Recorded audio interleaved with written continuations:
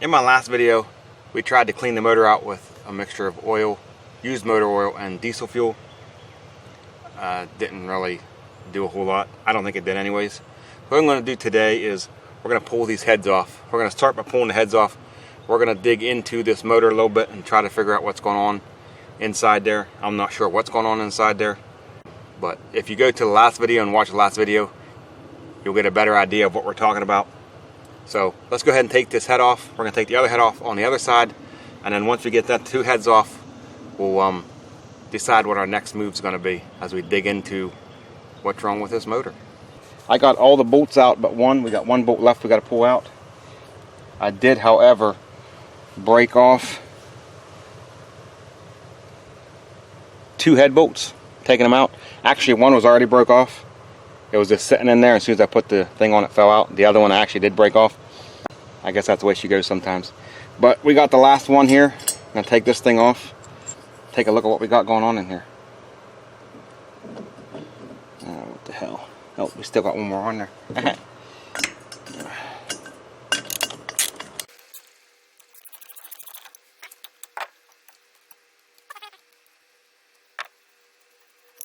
Alright, now we got them all out. Let's go ahead and take this head off and see what we got going on inside here.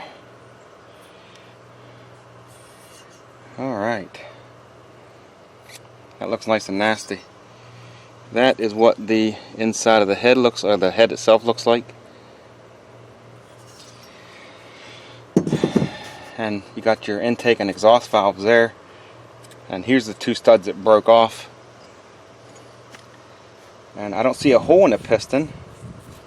And I don't know.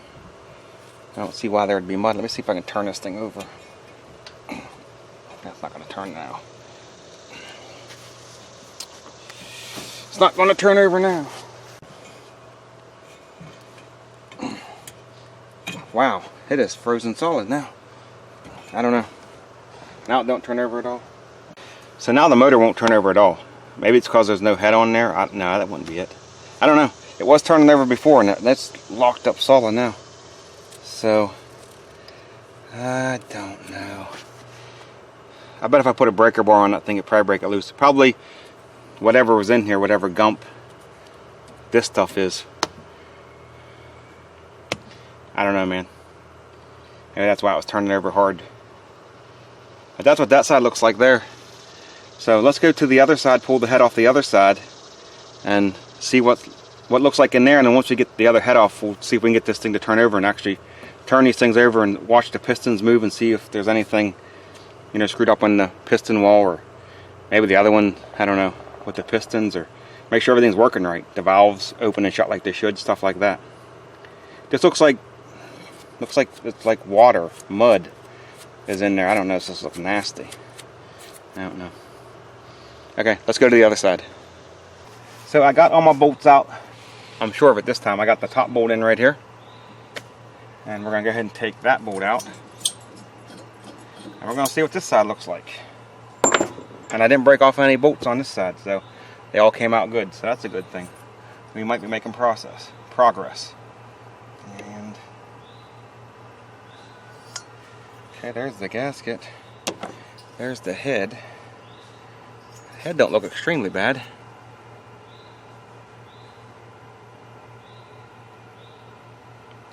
So there's that, and the spark plug looks brand spanking new, like it's never even been fired. So there's that. Seriously? You gotta be crapping me. There's no piston in this side. What the heck? Son of a gun. Man. I don't know if you guys can see that or not. Let me zoom in a little bit. There is no piston, no rod, no nothing. That's the crank. That shiny thing you see back in the back, that's the stinking crank. Huh. Okay. So that makes no sense at all. Like, where did the piston go?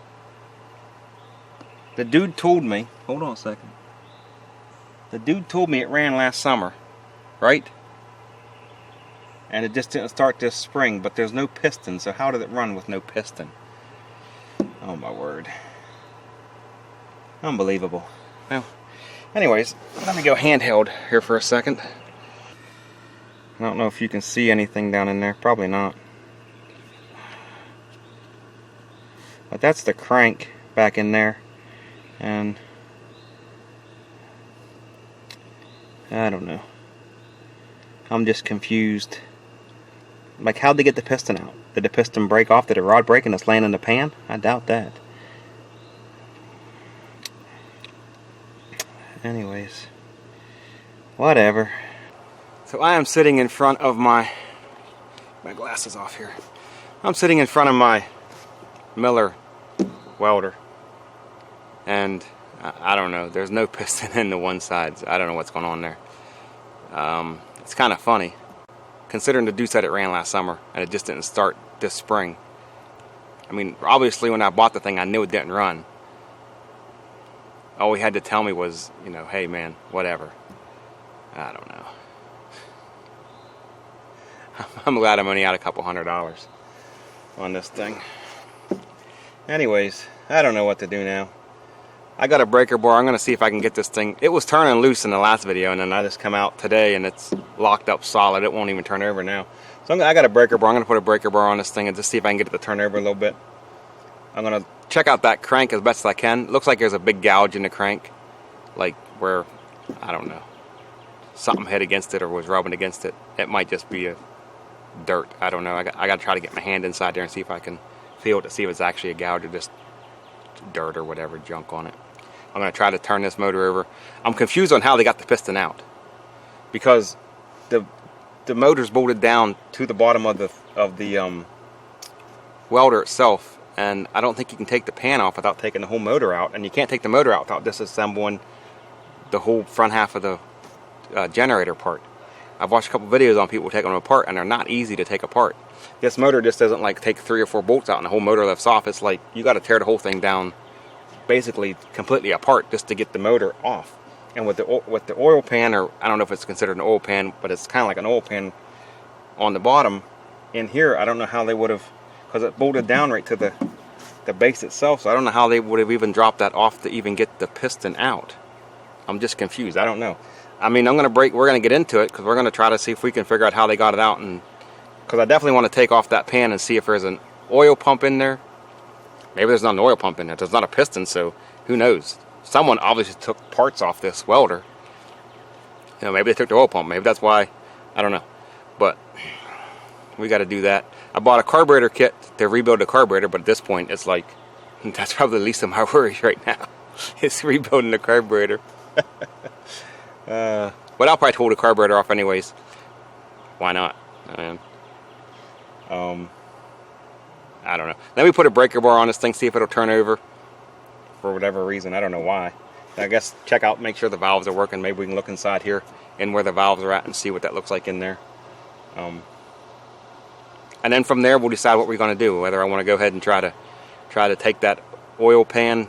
I keep calling it an oil pan, but I don't think it's called an oil pan. But whatever, it's an oil pan. See if we can get that off there and see what's going on. See if how they took it off, why they took it off.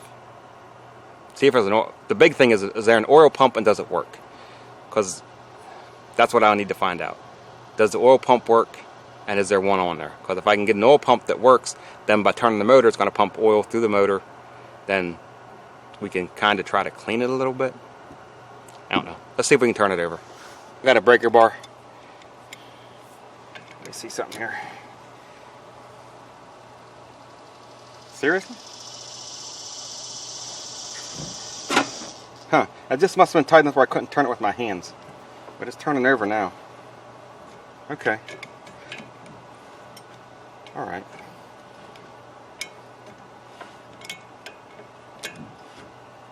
See, and it hits a hard spot right there. It doesn't want to turn anymore. It's like something's jamming up on it. But it'll go the other way. And it'll go the whole way back to that certain spot.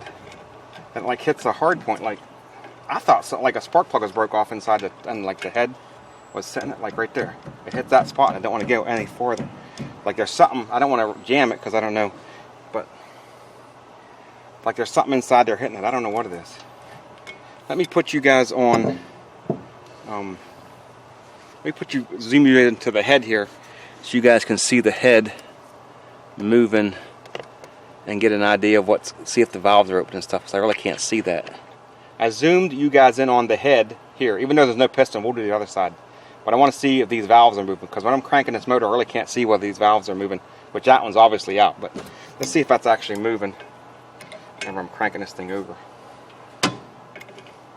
and see what's going on here. I can move it by hand here.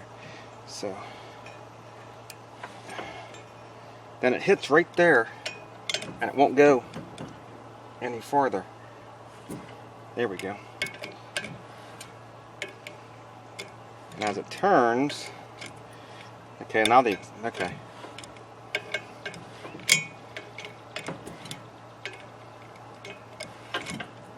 All right. So that's working. Let's go check out the other side real quick. I got you set up on the side with the piston, and the piston looks like it's bottom dead center, or close to bottom dead center. And the exhaust valve's open. Okay, let me turn this thing over and we'll see what the piston and stuff's doing inside there. Get an idea of what's going on there. Make sure the piston's actually hooked up and working. And I believe I just seen it at the top there. Yeah, okay. So the piston's working.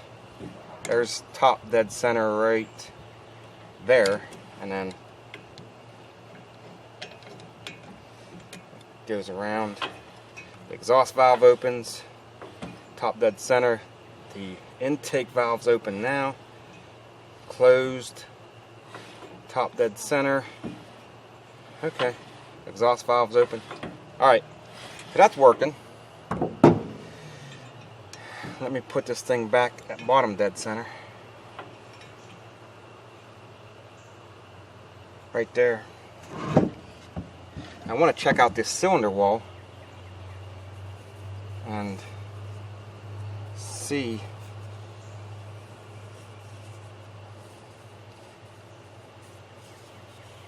and what I'm just seeing if there's any gouges or any like big chunks missing out of the cylinder wall, and it feels pretty smooth. It just, you know, it's just dirty with that mud and stuff. It feels pretty smooth there. So I don't think there's like, and the piston don't have a hole in it, so I don't think there's like anything wrong with the cylinder wall or the piston itself. It might have to put rings on it, maybe something dumb like that. On the other side, yeah, the cylinder walls feel pretty smooth. So I don't think we've got a problem with the cylinder walls. I don't think we've got a problem with the piston. Of course, we don't got a piston on the other side. You might have to replace the rings. That's probably something you just want to do anyways. These valves seem to be working right, and they just probably need cleaned up, and maybe the seats reseated or whatever that's called, where you reseat them. I'm not sure the term they use, but like reseat the valves. And I think if I take off this intake stuff and this exhaust, like exhaust and the intake manifolds, I guess that's a manifold, kind of.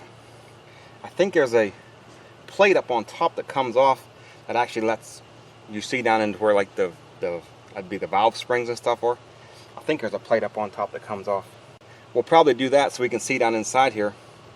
What I really want to do is get into that oil pan and confirm that there's no broken parts laying in the pan from that piston. And then confirm that there's an oil pump in that pan and confirm that the oil pump is actually working. So I think that's our next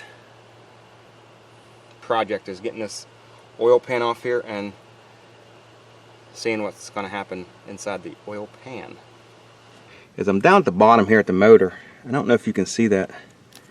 I'm trying to find out how this oil pan bolts on to the bottom of this motor, and I don't see no bolts. I don't know. You look up on, oh wait, right there. There's a bolt right there. You guys see that? I don't got nothing to point with.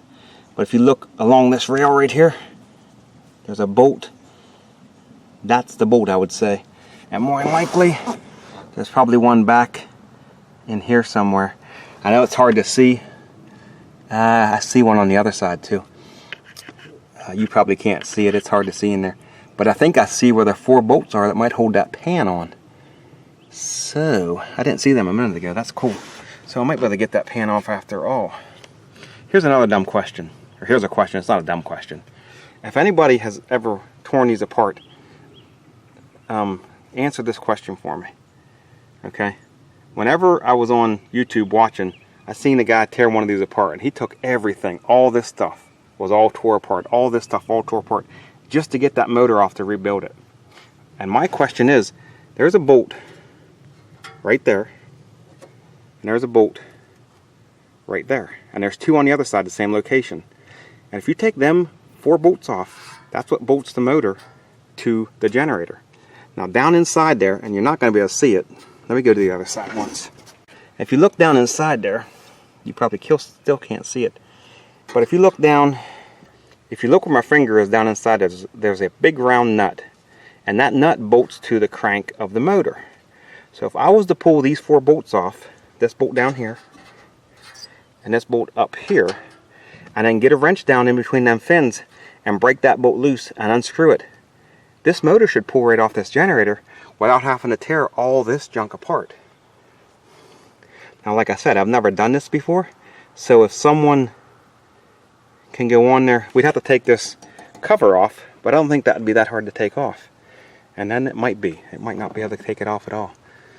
I don't know. You might not be able to take that cover off at all.